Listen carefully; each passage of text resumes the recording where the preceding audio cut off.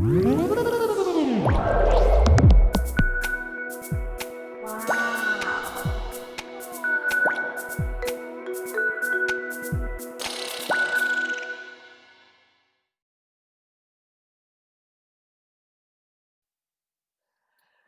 and Gaming Festival. My name is Karina Griffith, and we have a panel today called Decolonial Practices of Playful Media, and I'm really excited to introduce our guests.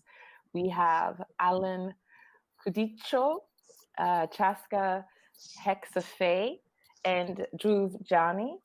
And we were to be also joined by Beth Lapensée and Amani Nassim. Unfortunately, they couldn't join us today, but they are here in spirit. So definitely hoping that we can check in with them again and involve them in the conversation. But I just wanted to first introduce our guests. Hello, everybody. Can you hear me? Yes. Yeah. Good. Great. So first off, we have Allan Cudicio, the founder and game designer at Twin Drums, based in Berlin, Germany. So same time zone as myself here. Hello, Allan. Hello, from the same time zone. Yes. And Allan is a game designer working on an Afro fantasy called The Ouagadougou Chronicles, and really looking forward to hearing more about this. We're also joined by Dhruv Jani. He is author and artist at a studio Oleomingus, and your practice is in Chala. You've told us it's like on the western coast of India. And this sort of tiny arts practice research studio studies the intersection of post-colonial writing and interactive fiction, and using video game spaces as a site of discourse, and really looking forward to hearing more about that. Hello, Dhruv.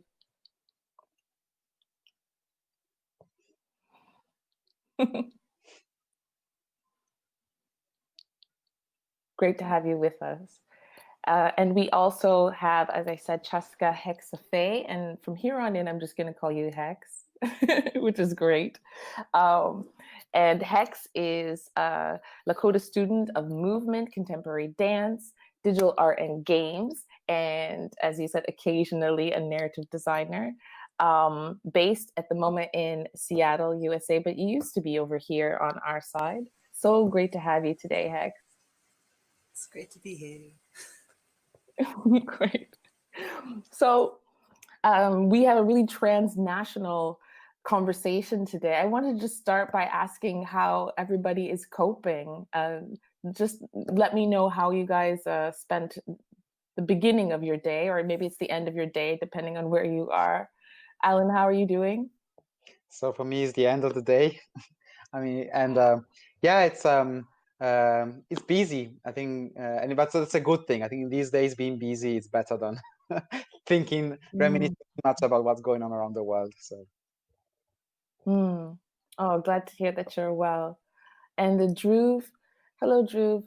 As I said, transnational conversation. So I know we have a bit of a delay, but Dhruv, let us know, have you spent your day so far? How are you coping? Oh, good. So, well, the day so far has been in the studio, just catching up with a little bit of work. My partner is stuck on the other side of the country because of the pandemic and the lockdown which followed.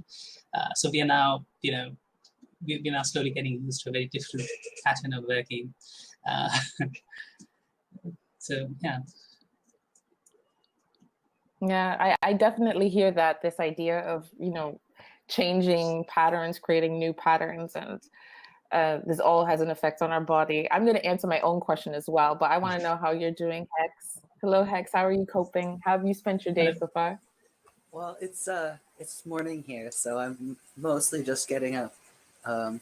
Yeah, a lot of what I've been doing in the mornings every day is checking to see what's going on with the current uprising that's happening in the US, and especially in Seattle. We've had protests almost every day for over a month now. So I get up and I check Twitter every day. basically. Yeah.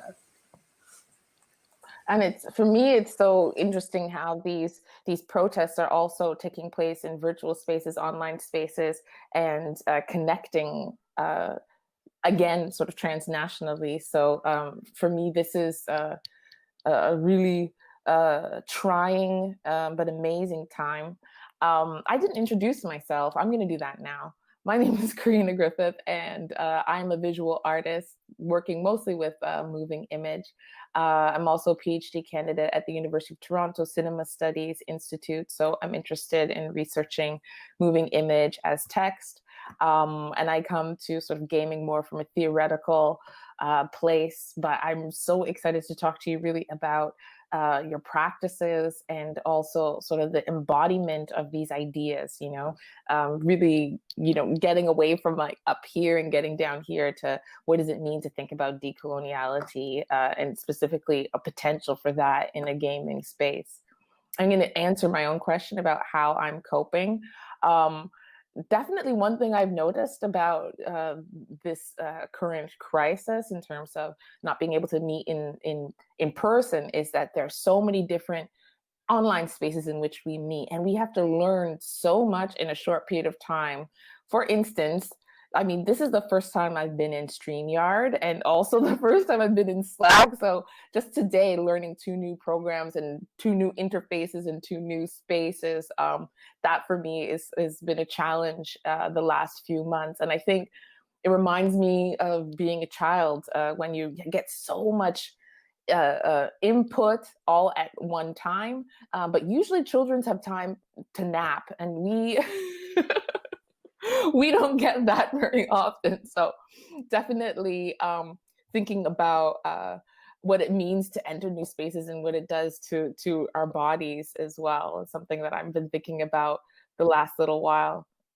But one of the questions I really, again, we have this title, Decolonial Practices of Playful Media. And I was really curious, like, what did you guys think when you first heard that title? And you can really just speak very bluntly. You know, what was the first thing that came into your head when you heard that that's what we were calling this? Because for a while, it was just the decolonial panel, but then, you know, we kind of honed into something. What were your first thoughts about that rubric? Maybe I'll ask Allan to start.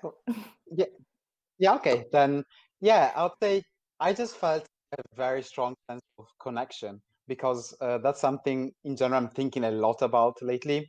And it's very personal as well. Like for me, decolonialism, if so you could say, is a personal journey. And it started somewhere kind of as a teenager. I realized, okay, there's something wrong in this world. There's something wrong with my African side as well, because I realized the whole world around me was, I mean, because, you know, I was born in Europe, but, you know, in an African household. And I was felt like the European side was, you know, very, very thoroughly represented in all media. And then the African side was absent mostly, or misrepresented, even worse.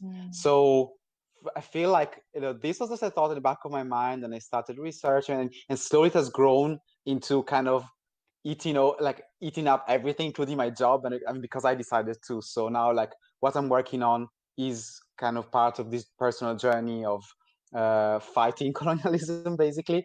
So when, you know, I got this invitation and the details, I felt, personally touched, and I was very happy as well to talk about these topics.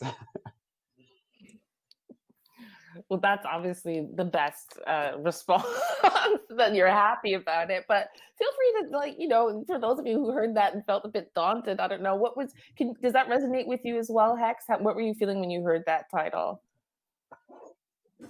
I was very excited because similarly to Allan, a lot of my work in games is about decolonizing, and a lot of the community that I have in the US is other Indigenous people working in games, and a lot of people are doing really, really, really amazing, interesting things around storytelling and creating digital spaces for Indigenous cultures and decolonizing, and yeah, it's really cool.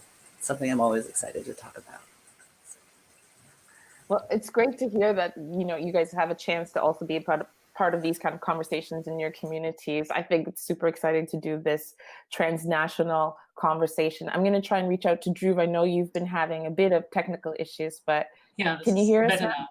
Yeah. Oh, that's so much better. It's like Yeah. you're right here in my living room over here. I'm going to ask you as well, what were your first reactions and thoughts and feelings when we put a name on this conversation? I'll read it out again. We're calling it the Decolonial Practices in Playful Media. So I was ambivalent about the idea of decolonial practices because a lot of our work examines problems that stem from a very rapid decolonization that India went through in becoming a nation state, but also excited, because games desperately need to be addressing issues of identity, belonging, gender, possession, appropriation, community, and so on, and decolonial practices that are extant, that have already worked, have proven to be very useful when applied to media, especially media like like video games that freely borrows from ideas from other sources. So I was a little unsure about how I want to approach the idea of decolonization as a protocol in playful media, and does it have to be a coherent practice, or kind of then break into other fragments maybe. Oh, I really appreciate the kind of friction that you speak about, and also the idea of, does it have to be coherent? Because again, I really like to think, as I said, more effectively and in the body, and sometimes that's not necessarily coherent. It's not actually something you can communicate. It's just something that you feel, So I totally appreciate that ambivalence. Let's talk about that as well. And let's also, as I said, let's make space for talking about what doesn't work. I think that's really important. Also, we talk about tactics. I guess the reason I wanted to talk about decolonial practices was really to center strategies, to center maneuvers, to center really what decoloniality feels like in terms of gaming, in terms of design, in terms of narrative. But then I'm also really clear, especially here in Berlin, Germany, I'm sure you guys can speak about other spaces, but how this word decolonial is just sort of losing a bit of meaning. Here in Berlin, it's always paired up with a quote from Audre Lorde or something. But to get specific, I really like to go back to, Bell Hooks really lays it out, where she talks about the imperialist, white supremacist, capitalist patriarchy. And this is really, a mouthful, but it's really talking about systems, right? So, because this word decolonial is so fuzzy, I really wanted to ask you as well, what does that even mean to you, when you hear decolonial? And maybe you can also share your experiences about how it's becoming a bit ephemeral in this present moment. I'll ask perhaps Hexe to start. Okay. I feel like I need a little bit more direction because there's a lot of content in what you're asking. Yeah. Do you want to focus on the problematic aspects, or yeah? Yeah, let's get right into the problematic aspects. I'm ready for the problematics of the decolonial. Let's go. Okay. Yeah. There's definitely, I have noticed that particularly when I was living in Berlin, there's a lot of lip service to the concepts of decolonial process and thought. I feel like there's slightly less of that in the US because people are still struggling really, really presently with what colonization looks like day to day, with many of the indigenous tribes still struggling with land rights and water rights and recognition, and legal disputes with the US government and treaties and things. So it's a different context for that. Yeah. I have found that definitely decolonization has been used as a buzzword in academic circles in the US without people attaching any sort of tactics or praxis to it. But I found that's less common in the US than it is in Germany, because it's kind of a hip thing in Germany to be like very woke and aware of these things, but a lot of it is kind of like an intellectual fashion type of thing rather than something that people interact with directly. Yeah. Yeah. I appreciate that, specifically this idea of indirectness. And I want to just jump right and ask Allan, because you're also right now in this European context, how are you feeling as well about, this word decolonial and using this word when you talk about your practice or just in other conversations?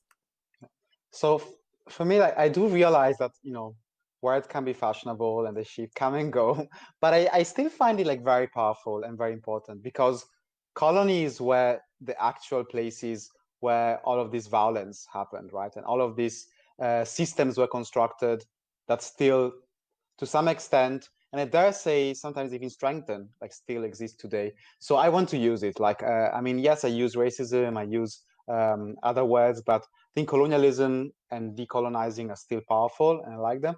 And I find, yeah, I think I would definitely agree that there is like, many people who use it in a fashionable way, but I have this maybe a bit optimistic view that just uttering a word and saying it kind of helps normalize conversations around it. So kind of like when people, I don't know, like previously homophobes start saying, oh, I'm fine with gay people, and actually not. But they're saying it. It's already a step forward, So I'm trying to look at the positive side. And I feel like people talking about, yes, I see that people talking about colonialism as like something very distant. That's one thing I see is very, that kind of weakens the conversation. It's like colonialism is something far away. It's in other countries. It's like this. It's in the past. Either time, space is not here. Whereas actually colonialism is literally sitting next to us. It's like the elephant in the room, or the tiger, or I don't know which other country you have in mind. And it's really, yeah. And I do think like one interesting, specifically Berlin, where I've been in the last years, I think an interesting watershed moment, maybe watershed is a bit too strong, but like, a positive moment was when they organized an exhibition on German colonialism. And for context, Germany had colonies, but they lost them earlier than the other countries. After the First World War, they lost them. So somehow, collective amnesia, most Germans forgot, like, oh, we didn't have colonies. That were the French and the British, right? Like we did other stuff, but we didn't do at least we didn't do colonies. Actually, no, sorry, Germans, you did both. You did the other stuff and the colonies as well. And now this conversation has been stronger, and I see a bit on Facebook. And there's conversations around renaming streets because of like slave traders or kind of colonial explorers. So again, it's not perfect, but I think there's a conversation going on. And personally, for me too, for my project, it's something I want to do. And I think a fun fact was that at the very beginning, when I mention like this is an anti-colonial game, I'll get sometimes shocked reactions because people just didn't expect in the video game context this word. It was just so far away from them. And that's when I realized I'm going to use this word. It's like it's exactly what I'm going to do. And even just the very aesthetics, or my game, like saying, hey, we're going to base this on pre-colonial Africa. It's already fighting so many elements of colonialism that it is a decolonizing game. So I think it's, I use the word, I like it. I understand this. I agree it's not always used in the best way, but I think there's some power in having the term in the conversation, keeping it there. Yeah, I hear that as well. The idea of it creates a space, it creates kind of communities. So you feel, you're getting close to talking about the same thing. I appreciate also what you said about collective amnesia. In terms of my context coming from Canada, we have this problem as well of a collective amnesia that there was slavery, that Canada was part of the slave trade. But because as well, they ended slavery earlier, and that's why the Underground Railroad sort of ended in Canada. There is this collective amnesia about the fact that there were slaves at all. I mean, the majority of quite a few people, I would think even up to 10 years ago, didn't know that slavery took place in Canada. But I do want to come back to your game, because I think, as opposed to collective amnesia, what the project that you're working on is a kind of Black speculative thought, which is, you know, the idea of, okay, if we're going to forget, let's kind of forget productively, which I think is really exciting. So we're definitely going to talk about your work shortly. But I wanted to ask also Dhruv to weigh in on the word decolonial, since that's how we're framing our conversation. So I agree with what Allan was talking about, that there is the conception, at least in European encounters with Indians and with other colonies, that colonialism is something of the past, that it ended with a radical break from the past with the independence movement, or with any such, you know, dramatic gesture, and that is patently false. You know, colonialism is extant; it is continuous. Its iniquities occur in other forms of imperialism and control and subversion, that, you know, and appropriation that continue today.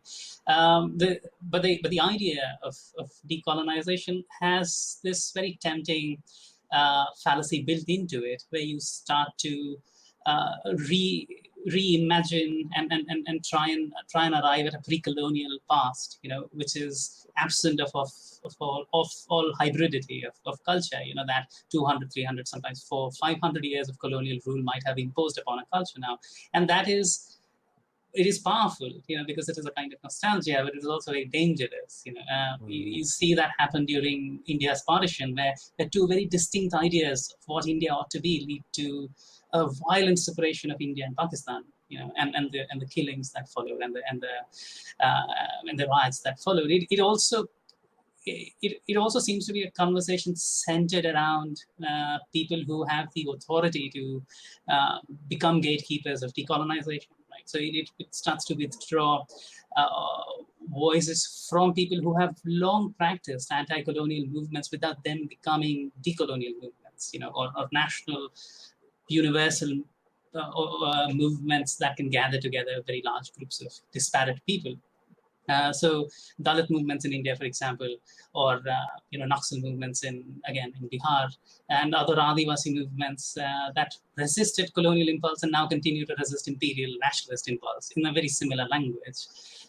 So decolonial practice, you know, or decolonization as an idea, for me is, again, you know, as I said earlier, is ambivalent. I can see its appeal, definitely, but I also see the failings, you know, where it becomes very easy for people to address Indians as a block, and, you know, Burmese as a block, or Pakistanis as a block of people, without any internal recognition of culture and identity.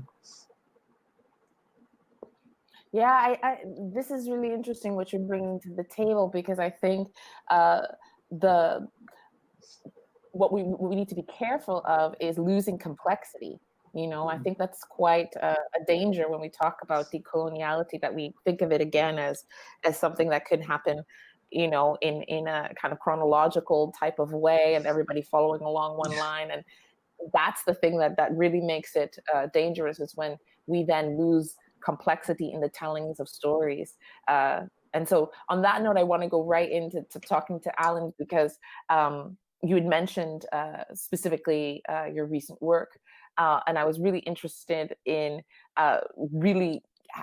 because this is a project that you said that you also call anti-colonial, and it's in this realm of, as I said, sort of like Black speculative thought. So perhaps you can introduce your project, and we can speak about specifically what like a decolonial practice can look like in terms of gaming space. Sure. And I just want to make a quick comment on what Dhruv said. I really strongly agree with. And just, for instance, in Africa, which is, you know, the post-colonial part of the world I know best, like, I think it's always important to remember that many of the modern actors of colonialism or neo-colonialism, the enforcers, are Africans themselves. And that's something too that, you know, many people, it's such a complicated topic. Like, for instance, the institution, like the institution of the church, you know, they are like, you know, it's a very complex topic, because there's so many different types of churches and religiosities and so on. But very often they are the ones who like breed self-hatred towards local traditions and religions and you know, and everything, and things that have been maybe even things that survived, like the so-called colonialism, are now they just basically, as we speak, we have, for instance, like some temples in Africa of traditional religion are being burned by churches. These are all black people, Africans, who take the torches and go like, this is wrong, this is the devil, we should burn this 500 years old African temple. And this is what something that would have like in the common imagination would have been expected from invaders coming from Europe in the 19th century, which they did, but now is often being continued. Or like, you know, neglect, not wanting to speak their own language, or punishing kids for speaking African language. This is often like black teachers, African bred, born, and they would sometimes physically punish children for speaking their own native African languages at school. So it's like a Pandora box that could literally take us down a rabbit hole. So I'll leave it there. But I very much agree. I think, and that's why we need to have this conversation. That's so complex, and there's so much. I'm not even going to speak about queerness and like the reactions I get, for instance, from, you know, often pushbacks from Africans themselves. Are like, and I'm like, look, this is not how Africa. I made like recently a thread on Twitter about queerness in pre-colonial Africa, and the strongest reactions I had, negative ones, were from some Africans that were like, this is not true because of the Bible. But it's like, but you realize the Bible was not there, right? So I'm going controversial straight away, apologies. But like, I think we need to talk about these things because it's just very, you know, it's complicated. We don't talk about this enough. And yeah, going to the game, so Karina, specifically, I think the practice, there was definitely like one maybe best practice, decolonial I applied to straight away, which was like looking at other parts of the world that were not colonized and how some of the imaginary and their playfulness looks like, and then going back to what, in my case, the African one looks like, and realizing, okay, what's missing? For instance, Tolkien. I looked at Tolkien's work, like Middle Earth and so on, and you know, Europe hasn't been colonized. So like, how did these non-colonized populations create, or like, you know, artists such as Tolkien create a world that was not like fantasy world that was not colonized, versus what are the fantasies that we can have from you know, African cultures? And then you realize straight away that there's an imbalance and actually almost an absence of fantasies coming from African aesthetics and cultures and so on. And so that's where I started like comparing, and especially for me as a half European, half African, it was the easiest thing to do. I mean, easier from a not emotional point of view, but from like a, you know, practical, because I had the knowledge sort of in being in between. But definitely very trying from an emotional point of view, because when you start digging, you realize there's just so much entrenched colonialism and racism, which is kind of blocking these fantasy playfulness games from expressing the true kind of African nature in this case. So that was kind of the first step I did.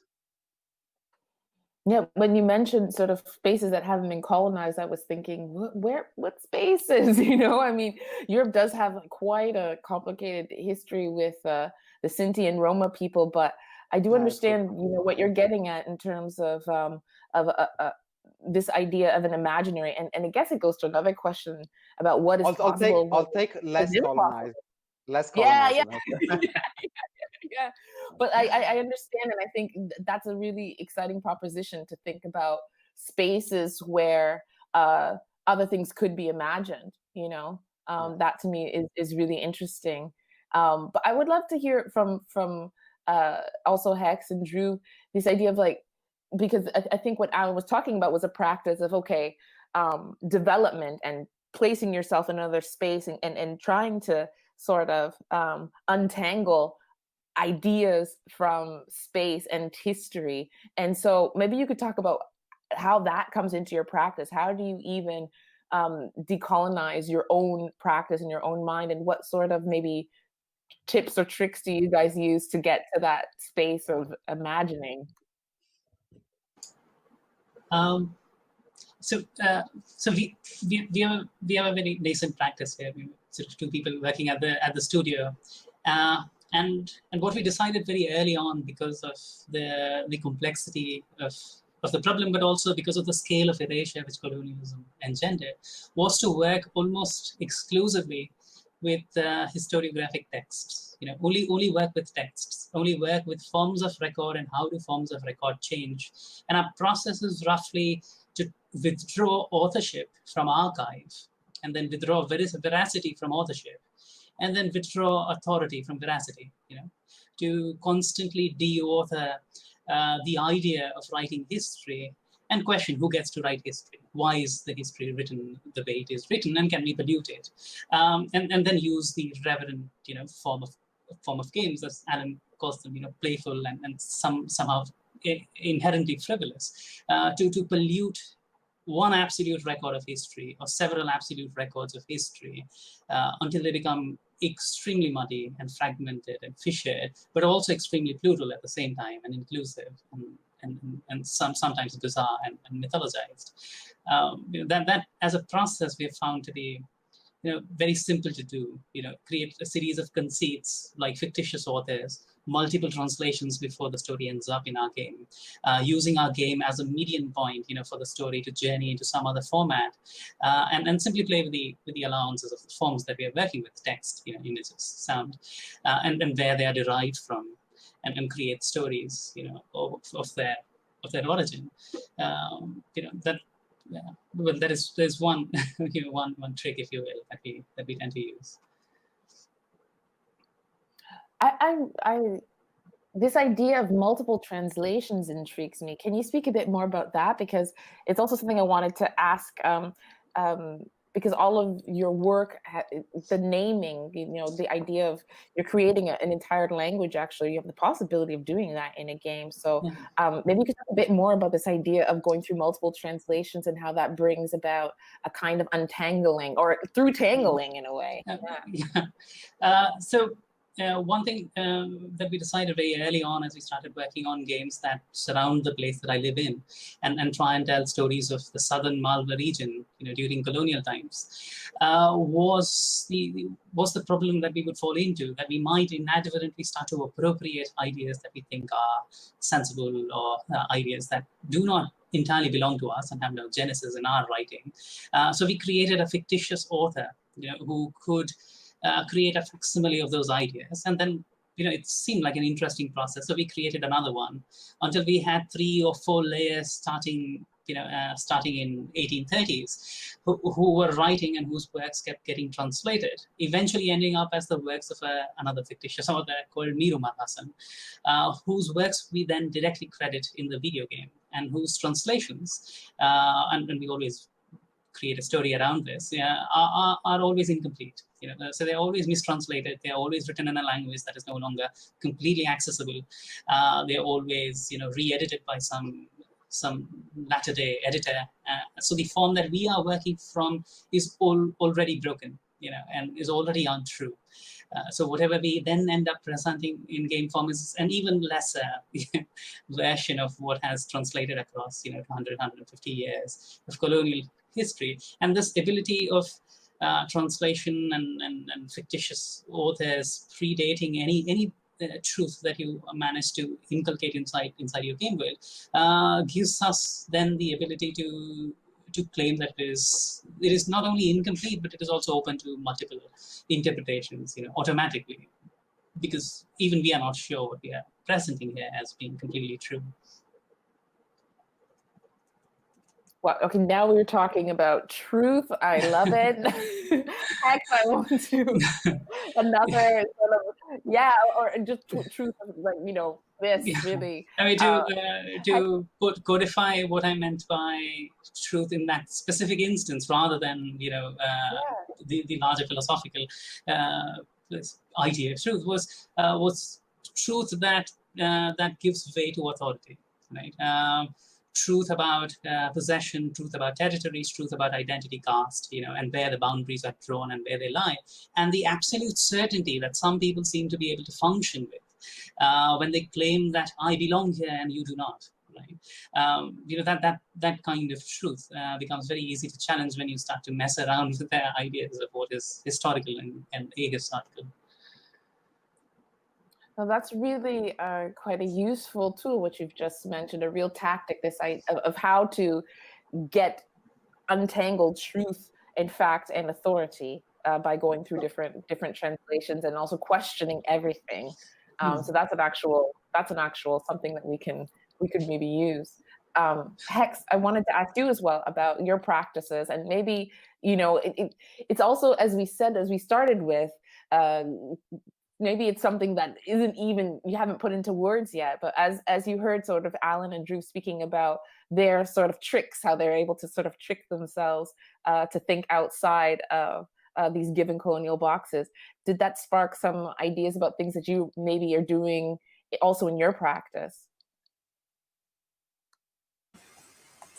Definitely. I feel like the process of like interacting with like decolonization is never really going to be done for me, particularly because my people have lost so much of their culture, and there's very few people who speak the language anymore, this sort of thing, and there's a lot of emphasis in, at least with the Lakota and with many other indigenous people in so-called North America, that language is very important because how we describe the world changes how we interact with it, and the language is a part of the culture.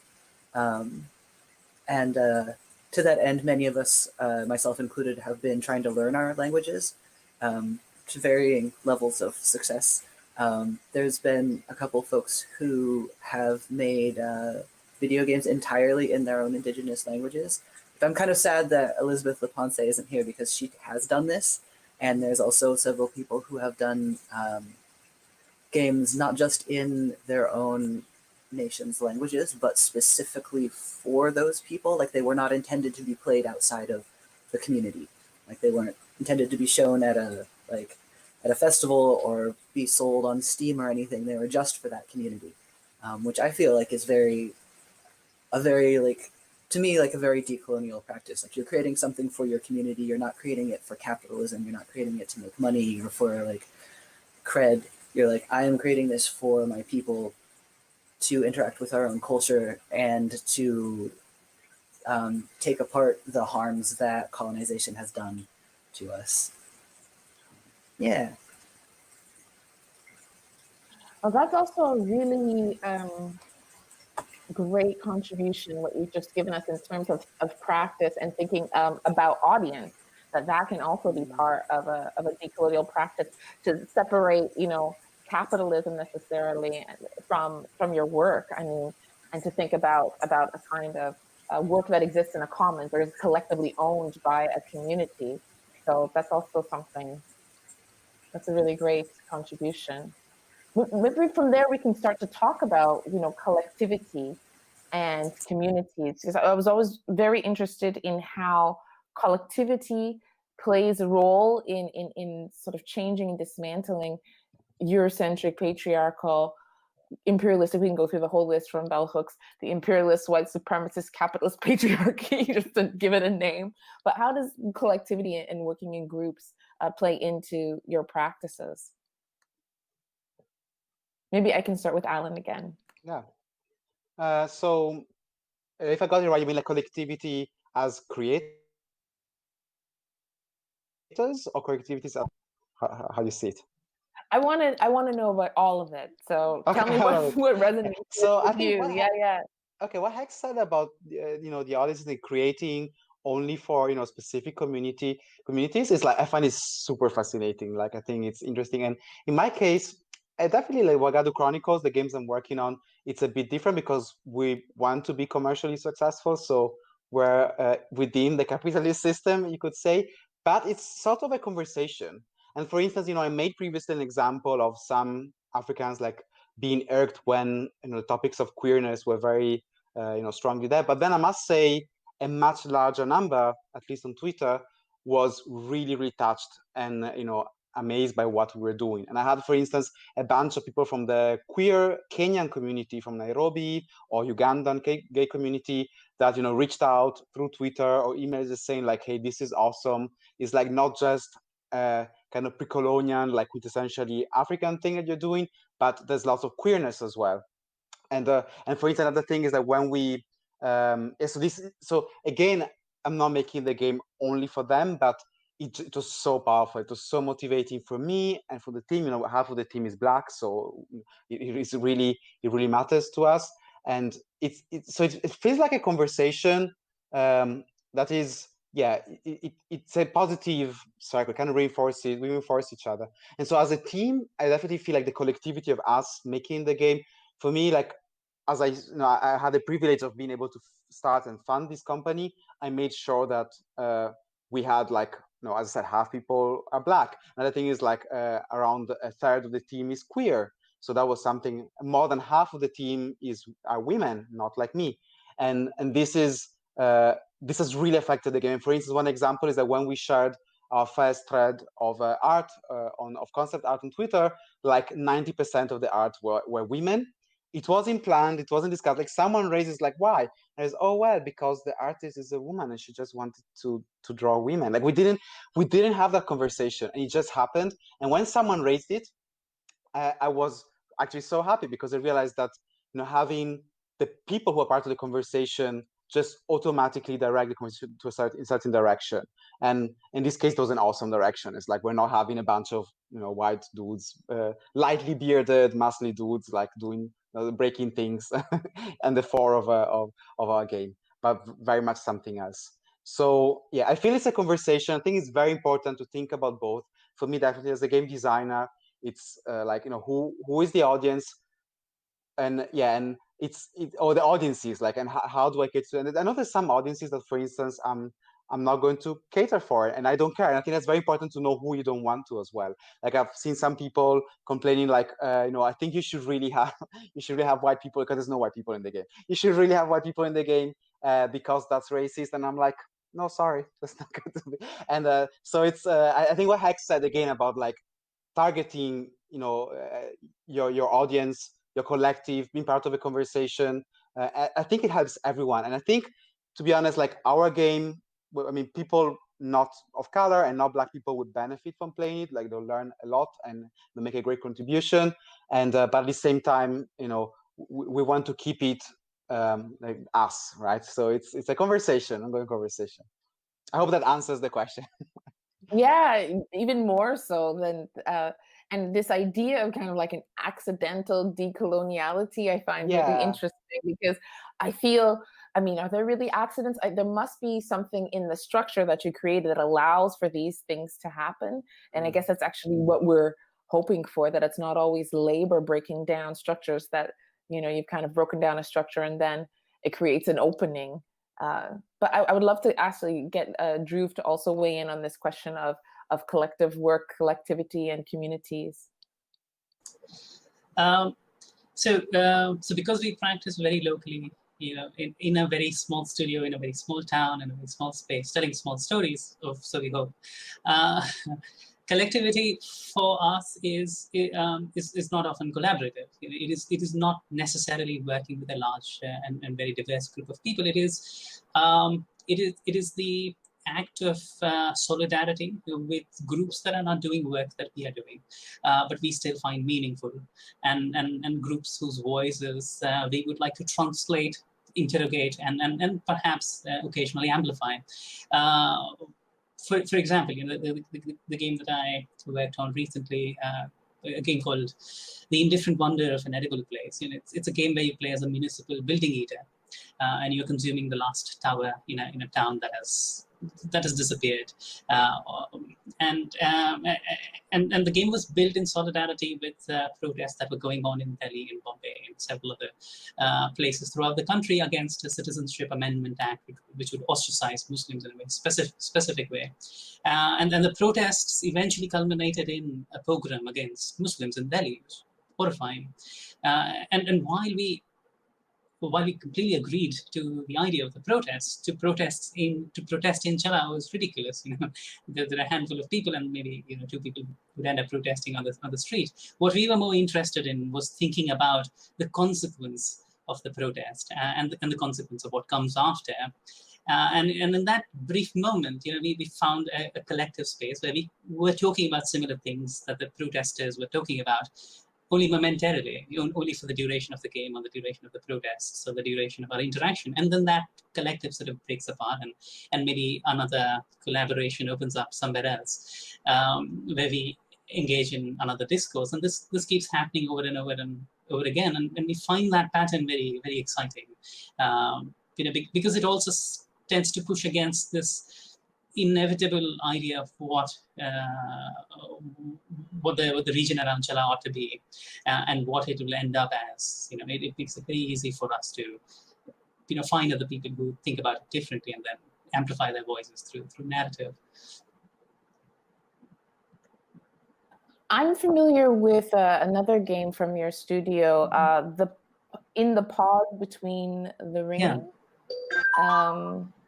Maybe you could speak also about, was it a similar kind of process working locally in small groups? I know this is a game that was nominated, or actually your whole studio was nominated for an Amaze award, but maybe you could tell us a little bit about this game and maybe how it differed to what you just spoke about. Yeah, so In the Pause Between the Ringing was a specific, it started out as a specific commission for a display, and the display was to happen in London, and the idea of, displaying a game somewhere suddenly became a very peculiar problem to address. How do you think of a somewhere, especially a somewhere that is populated by a museum, which contains a colonial hoard?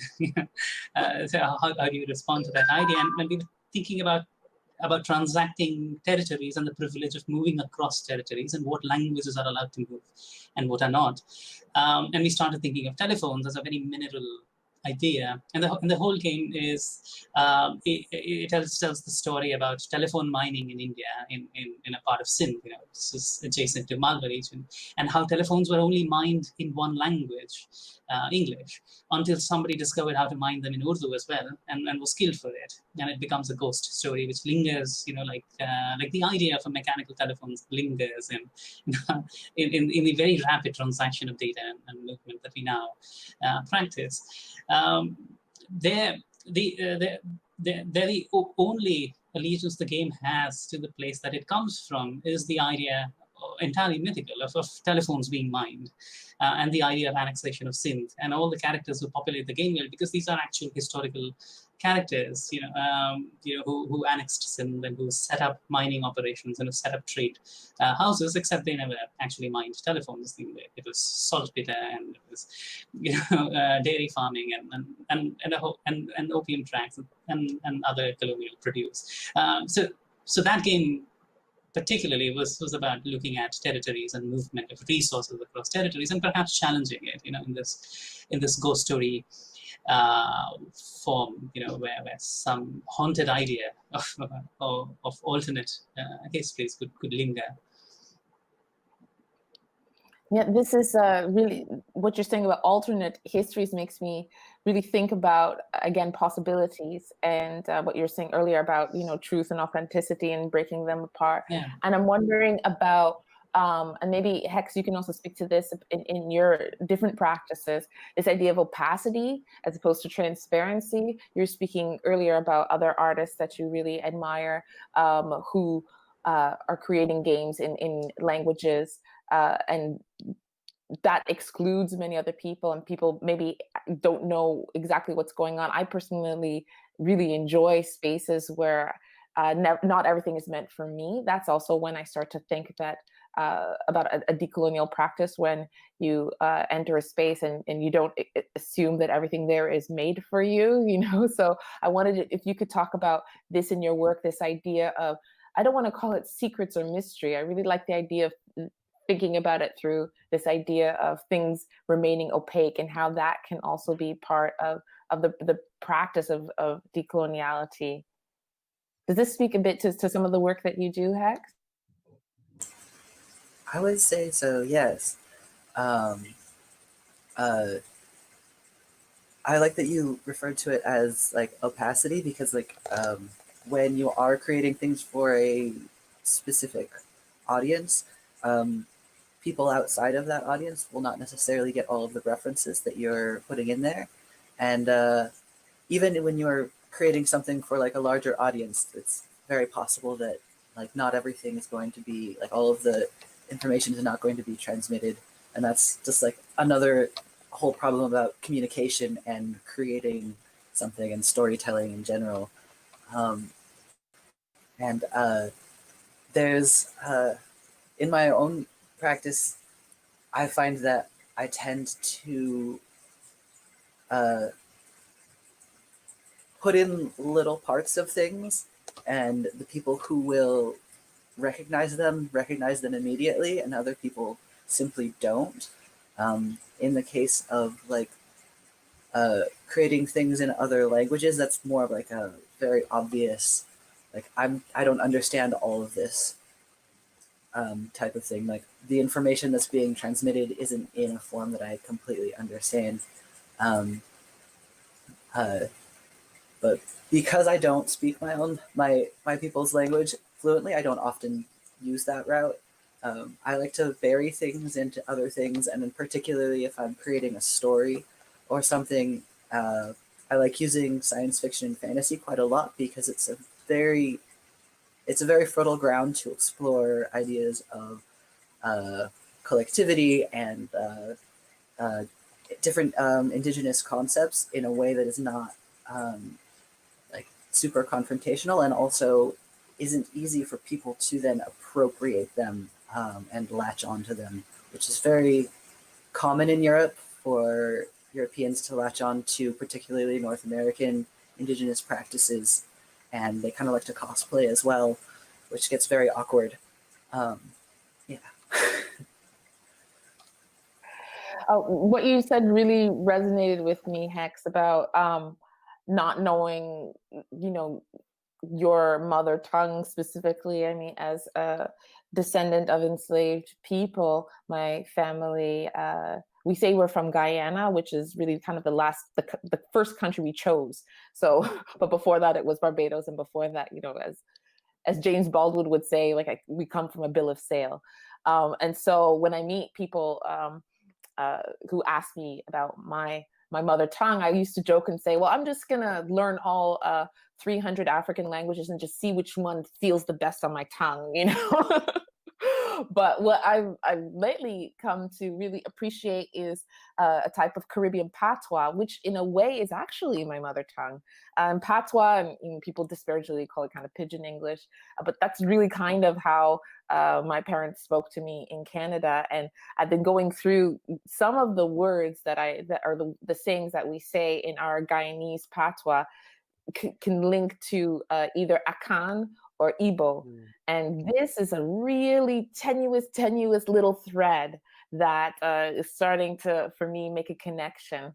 It also comes in through music and sometimes in food, but this through patois with just these few little things that, that your grandmother always said to you. And it's just that one little tenuous thread that's sort of taking me on another journey. I wanted to talk definitely about language and neologisms and these ideas of words in your work. Maybe Allan, to come back to talk about language specifically in the Wagadu Chronicles. I love this project. I'm so excited when I see what you're doing. Maybe you could just speak a bit about language and words and creating new words in your work. Yeah. So I think I have to comment straight away on what you said before about your own experience, because it really makes me think about things that have happened actually while working on the Wagadu Chronicles. And one example is a friend of mine who's Barbadian actually connected me to someone else from Barbados who's currently working on the project, a programmer, that she's awesome. And like we're discussing mythology, like West African mythology versus Caribbean mythology, and then these creatures came out that are called duendes, apparently, that are like these evil children that have no face, and they're not unbaptized children in the forest that can kidnap you and do terrible things. And then when I spoke with my mom, I discovered that the Akans in Ghana that you mentioned have the same legend. And so actually somehow through my Caribbean friend, I added another in the game, actually. So I ended up adding in the game something that's actually from West Africa originally, but I got it through the Caribbean side. And I think for me, like this, when we spoke about collectivities before, like, yeah, like this, creating this space of like, starting to speak about our own decolonized, cultures, our own spaces. It's just things that happen. It's not falling in place, and it's like, yeah, this amazing diaspora, black mythos starts coming together, and that's what you call like a tenuous thread. I think it's stronger than we think, but we just haven't had enough room. And by we, I mean, I guess like the diaspora, like to explore it and to, and I hope too that the Ouagadougou Chronicle is, of course, it's a game, but it adds to the community, because we're having these conversations now because of the game. We're sitting all together. I'm here because of the game, right? So, and I'm listening to all these amazing conversations, and I'm really being super stimulated, and I'm going to go back to the team with more energy. And this is happening because of games as well. So it's part of the conversation. And specifically for languages, I wish I could engage in your fabulous trip around the continent, learning 300 languages. That would be my dream. And maybe if I find a way to extend my life, I would. But since I cannot, for the Ouagadougou Chronicles, I did language. I think it's a great question, because language is very important. And what it is, I picked like around 7-8 languages from around the continent, and sort of assigned them to these 7 main people. They're not called races, because I find the concept of race itself to be a very colonial concept. So they're called lineages. You can even switch, they're very fluid. So even if they're actually physically different, like some people have horns and others are like, golden eyes. And so, but it's something you can change during your life based on how you feel. Like if you feel like you love the savannah and you want to be very fast, maybe you can grow your horns and change and become one of these, the Swalas, who are like the horned savannah herd people. And I've assigned like different languages, and of course it's a fantasy world, so I'm not being like super strict. Plus, I don't speak most of these languages, but it's been very useful to create places, people, names, and so on that don't fall into the typical kind of, say European, Eurocentric fantasy stereotypes. So, and I did find myself, I think it's a very interesting, because I found myself debating, how much do I use? How much African do I get? Like, and for instance, the 7 lineages I've spoken about, I've decided to make, like, I had this choice. I could have gone, okay, I'm making 100% African names, and then, if you get it, cool. If you don't, it's your problem. Or like 100% like Eurocentric, like English names. And I decided to go somewhere in between, where like some of them, like for instance, the horned people from the grasslands, they're called Swala, which means antelope in Swahili, a Kenyan, like East African language. But then, for instance, the people who are like with gold eyes and kind of fur, like lion manes, that are like other savannah people, like they're inspired by lions, I call them the lion blood. Initially, I actually called them Itsingonyama, which is lions in Zulu. But then I realized people just couldn't pronounce it. So I found myself in this difficult situation, like, okay, I'm going to make them suffer like 50% of the time, and even get used to it and potentially love these words, and then the other half will give them a break, And by them, I mean even many of us, because even I don't speak Zulu, right? And it was hard for me. I cannot click, like some African languages have clicks in Southern Africa. I cannot click. So there's some creatures in the game I actually don't know how to pronounce them, but I love it that I hope people will correct me and other people, and so it's a conversation. And those are, yeah, I find it really fascinating to listen to Dhruv's and Hexe's point of view on like localness, language, exposing to the international world or community. And language is a big part, and it's kind of an ongoing conversation, literally within the game for us in the Ouagadougou Chronicles. I have so much I would love to talk to you guys about, but I have one more question, and then I'm going to leave space in case you have questions for each other, or in case there's something you want to share. But I'm going to ask you one last question, and it's a little bit of a different question. It's like, it's not a trick question. It's not a trick question, but it is a bit, I was interested in if you could talk about what is almost impossible in your work. And when I was thinking about this question, I was thinking about my own practice, writing scripts. And when I was writing scripts, I found it almost impossible within the first, second, or third draft not to have stereotypes in my work, in terms of I would have like a Black female protagonist, and she needs to travel, and suddenly, I'm writing that she gets deported. And then it's like only in the third draft, I'm like, why is she, getting, so for me, it's almost impossible in terms of my practice for me to not have stereotypes written in, because those are just my internalized racism in my first draft. But I want to hear from you guys. I'm not sure what this sparks for you, but what is almost impossible in your practice? I'm going to ask, yes, Dhruv, go ahead. It's a difficult question to answer because so many things are impossible in the practice. But there are a few things that bother us extremely. One is we keep receding, into smaller and smaller units of history every time we are confronted with hypocrisies in texts that we cannot assimilate, and very quickly the whole process starts to end up in questions of whose history can we tell, and how far is this my history, and and where do I draw the lines of my identity? How much am I appropriating from?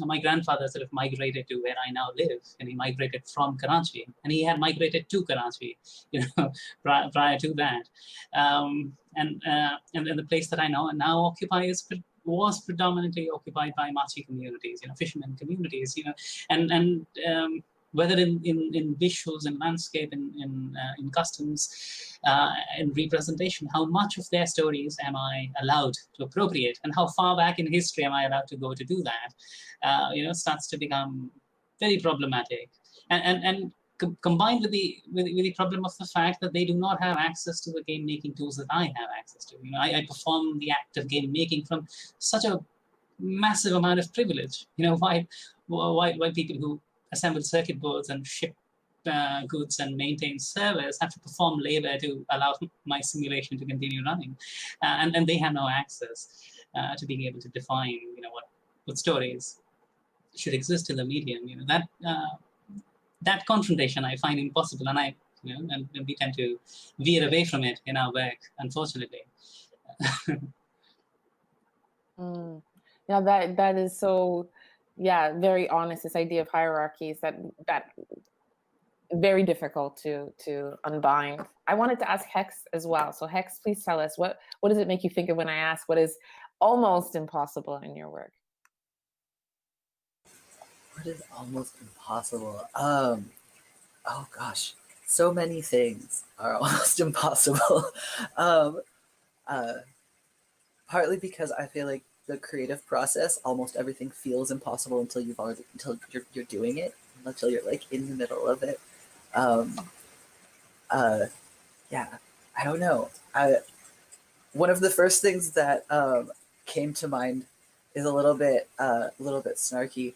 Is that one of the most difficult things that sometimes feels impossible is talking to white people about indigenous games and stories and trying to storytell these type of things. I find that not entirely impossible, but difficult for sure. Now, it goes back to what we were saying before about opacity also as a strategy, and also about language. I understand completely where you're coming from there. That is also almost impossible for me. Yeah, definitely. Allan, I'm going to ask you the same question. What do you consider almost impossible in your work, in your practice? So I find it, especially thinking about this topic of decolonization, I find it impossible to get it right. And I think that's fine, in the sense like I think a younger me maybe would have tried always to kind of nail it, to make sure that everyone agreed, and just to to get it 100% right. And I think as I get older, I'm like, it's impossible. And it's not because people disagree with you, it's because in the end you're always a bit wrong, and that's fine. Just and I feel like that's the only way to move forward. So whatever, like in my work, whatever I'm doing now, moving forward the conversation of neocolonialism, and trying to break away the shackles of neocolonialism within fantasy and video games and media. I'm quite proud of where I've gotten so far, what the team is doing, where we're moving on. But I know that we're making mistakes as well, or just doing things that other people would do differently. And for instance, a fantasy, I think as Hexe mentioned before, like kind of funny, it shields you a bit. It creates like this magical place, which is fun. I love it, but it kind of solves some issues because it takes you away. But still, even within fantasy, you will have people that have expectations, and they might be right expectations. So I think it's just fine to embrace being wrong. And we're not used to it. Like in this society nowadays, we always expect to be right, and we disagree, and we're all, on the internet fighting. But I think it's fine to say, hey, it's fine to say we're wrong, I'm wrong, but still we're moving forward. We're trying, and this wrongness is going to make things better. But at least we're engaging with the conversation. So yeah, and I hope people see this, and if they have a different opinion, they reply and create some beautiful experience that is an answer to this, and then we keep on moving forward and improving the world. So this is my thought.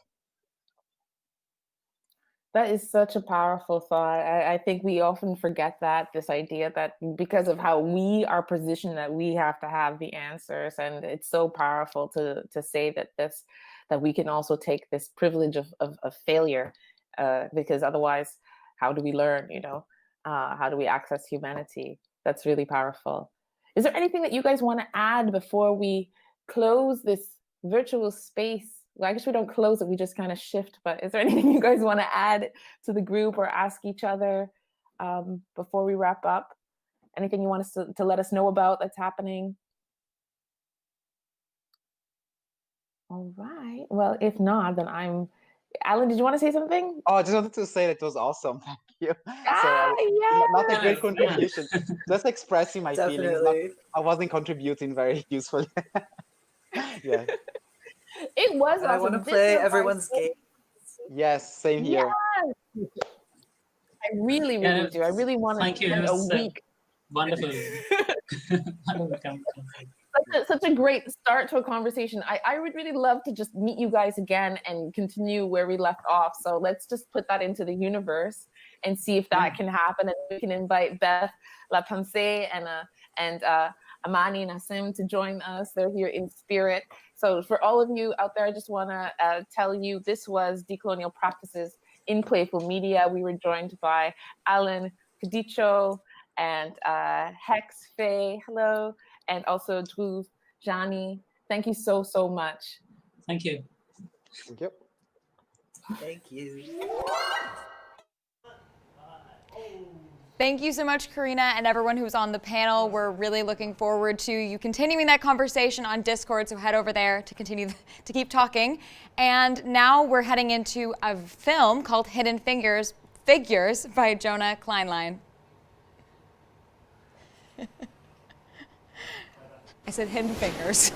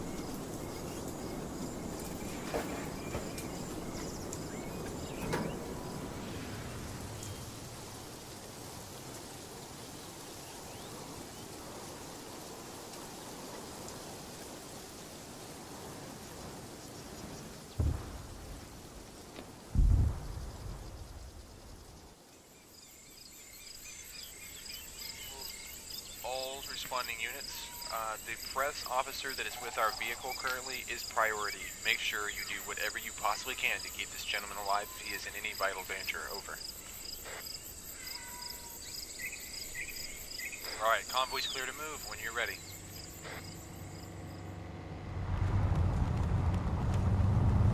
This is probably the most nerve-wracking part of the job, Joe, is going through unknown parts of countries, dealing with civilians that aren't really too happy with your presence. Oh, God.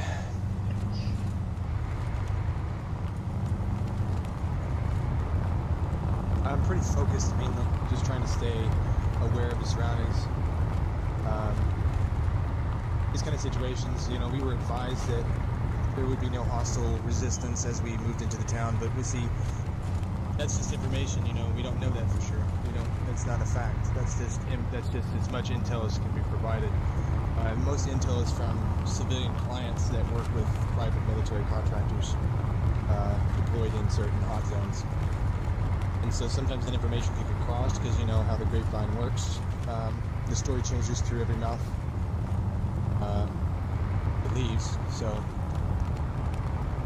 we're just hoping right now that this is going to be just a simple, straightforward humanitarian mission where we just can come in here and help these people out, make sure that they're okay, and let them know that they haven't been forgotten about like so many people across the world.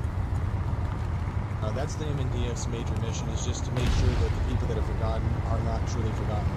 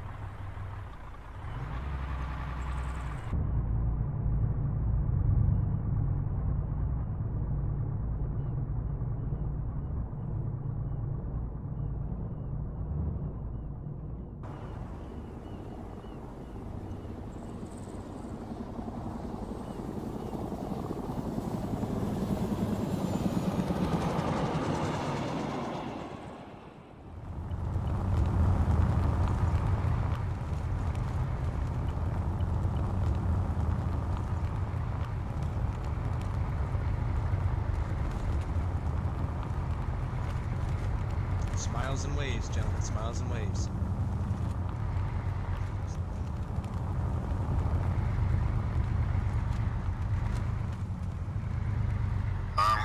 When I die in game, I feel sort of a sense of unaccomplishment, like I didn't finish what I was supposed to.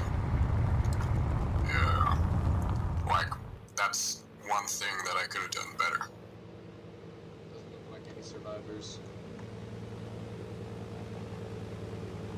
So the way you die in this game is you get shot, or blown up, or get hit by a car. Basically anything you could probably die in the real world, you can die in here.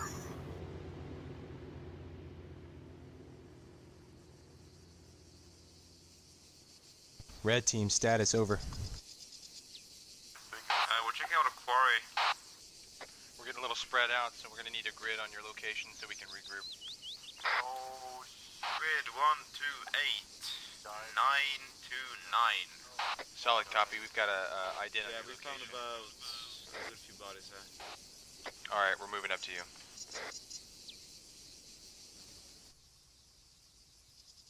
No, they were definitely dumped. That was a solid copy. They were definitely dumped here.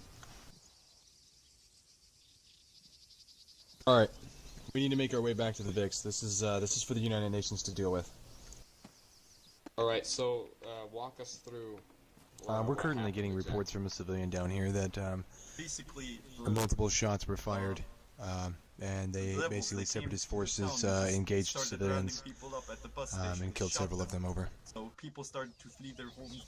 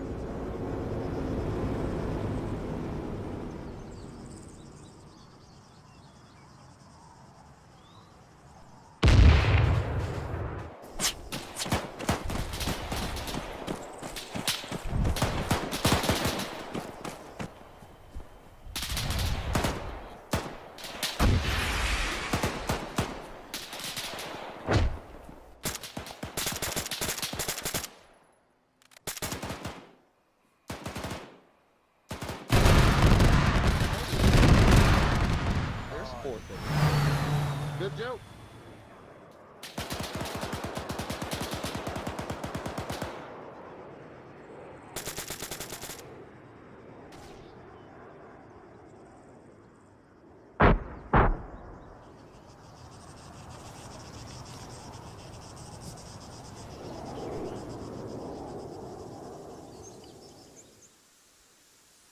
Oh yeah, I think it's working.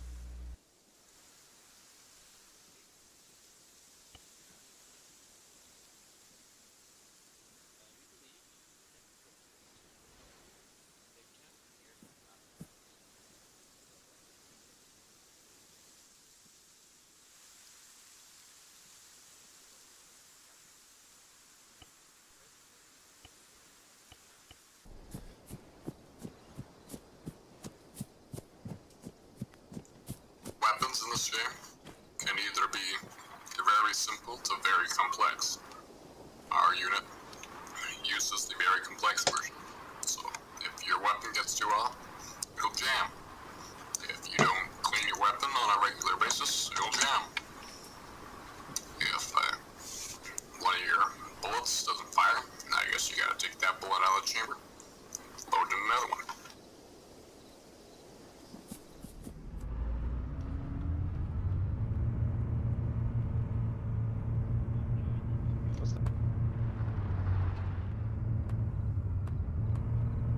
So, I would say it was successful. We were able to take out some light vehicles and infantry while reconning to see what kind of forces they would send in to take the town. It was good because no civilians were harmed. Everything went well.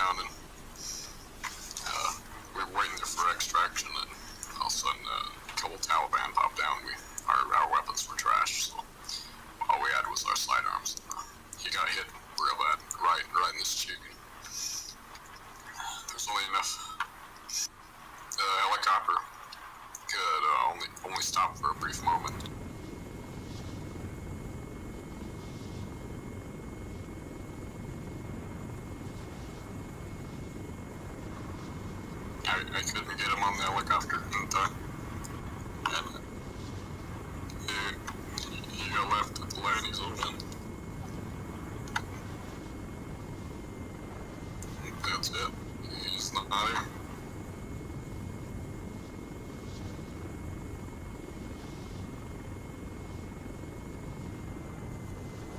It's the worst thing you could ever imagine. Imagine having the friend you've known for forever and having him just suddenly leave. And he didn't tell you about it.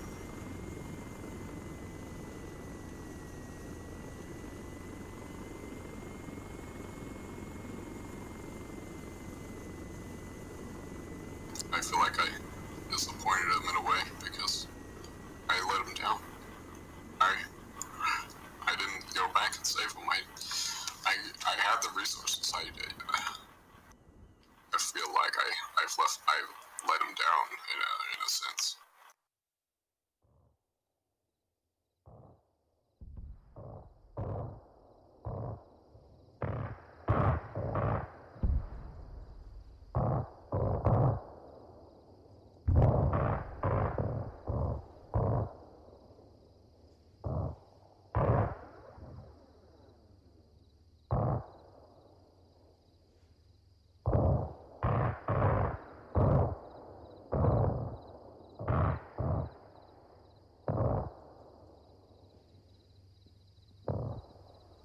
When a friendly unit or comrade gets hit, I suddenly, or basically anybody, would feel the urge to go and save them, because this is somebody you fight with. You've been fighting with them for weeks, months, maybe even a year, and when a buddy gets hit, you're not screwed. You're not just gonna sit there and watch him die.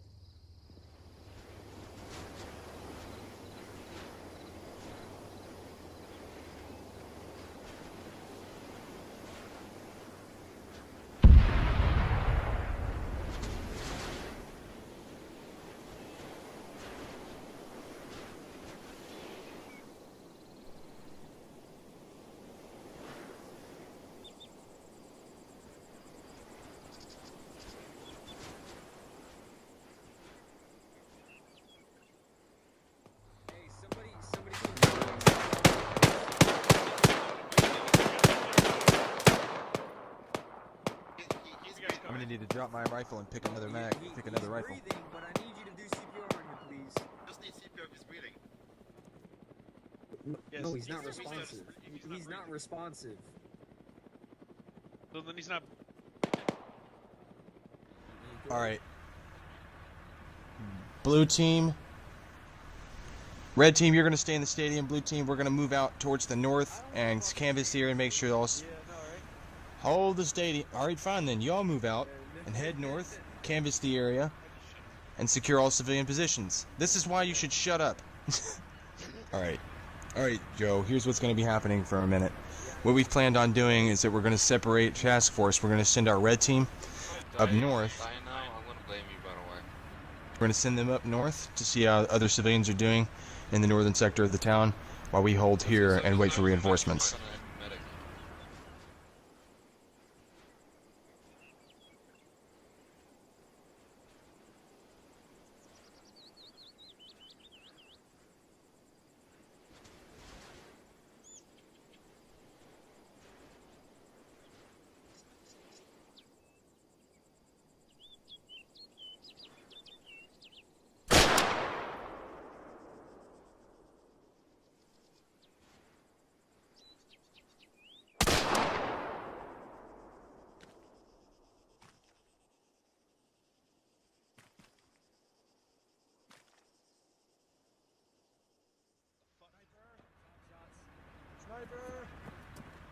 I'm gonna need you to cut that camera off. Where's that coming from?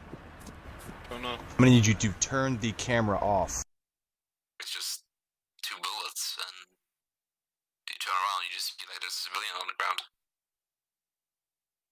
All right, Joe, you're clear to turn your camera back on. Give the guy some respect. Well, I'm gonna fix your legs so you can start walking again, okay? Alright. I gave This you. is I why gave I you like a trying to little avoid smarties shit to like get this, you man. out. I like having to clean people up off the fucking street. It's not my job. There's some UN troops if you want to go talk to them, see if you can get any more help after that. Maybe you can get a ride out of the country. Obi, I'm gonna need you to fall in on me. Back rod. You discharged your firearm more than once. I told you, I shot him non-lethally. Disabled him. You shot him in the head. I watched the blood splatter. Good choice, man. Good choice. I don't know, maybe it's... But you shouldn't have lied to me about it. I swear on my life, I did not kill this man. Alright, well... We rolled up, and this man right here, we were taking heavy contact at that time, and we were on high. We were really on edge because the militia forces we were fighting were just brutal. We had one man get knocked out, unconscious, and that happened. And so this guy runs up with a military vest on, which looked like he had grenade pouches on him, which I thought was a suicide vest. As we ran up, the colonel and me both shot. The man was killed, and as it turned out, the man was not wearing a suicide vest. He was just sprinting at us with a military vest on, which is a civilian casualty, which we would consider a casualty, but, you know, situations like that happen. In moments like those, you gotta make a split-second decision. Am I gonna let this guy run up and blow up and kill 6 people, maybe? Or am I gonna eliminate the threat and only kill one person and maybe have him be a civilian? You know, it's situations like these that people have to think about.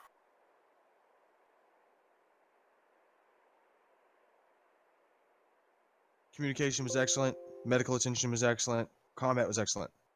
Here's my big problem. Killing that unarmed civilian. Wait, See, which one? The guy that was wearing the vest. Oh.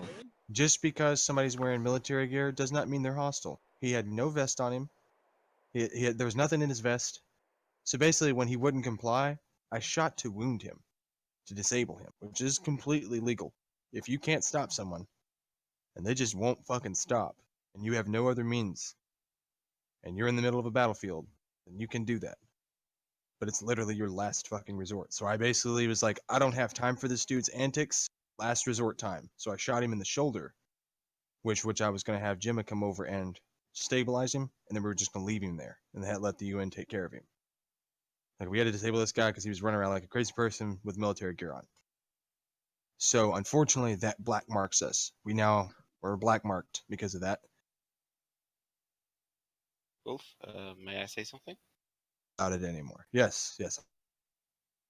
I don't understand how we were the bad guys in that situation. Seeing the enemy, we could clearly tag them towards being mass murderers of genocide for annihilating a whole town of citizens, and they fired, knowingly, mortars on civilian targets. Okay. That may or may not have contained military personnel.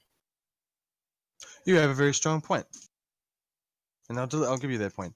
And what that's I mean very by little compared to us killing one person in an accident because someone decided it was a good idea to shoot him instead of restraining him.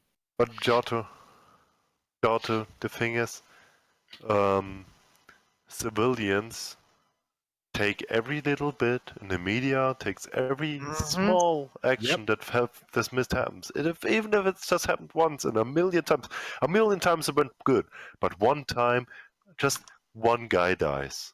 Of course. And the media will make a big fucking thing out of it, blow the elephant up, blow the mouse to the size of an elephant, and just go crazy on it. The only reason this mission is failure is because that civilian was shot and killed. I will not classify this mission as success.